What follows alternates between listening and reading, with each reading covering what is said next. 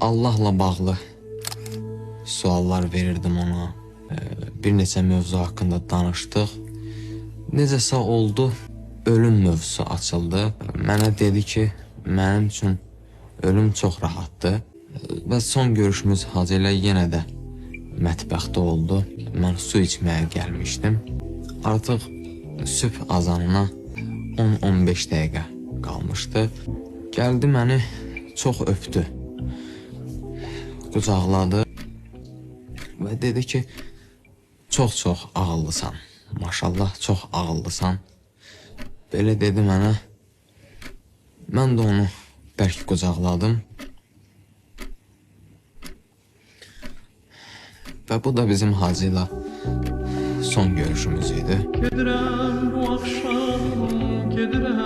Ondan sonra mən öz otağıma, o isə dəstəmaz almağa getdi. Bu qədər. Səhərimizi acı xəbərlə açdı.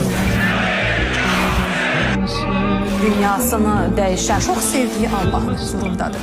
Saçda çöldükler hani, onlar da derman.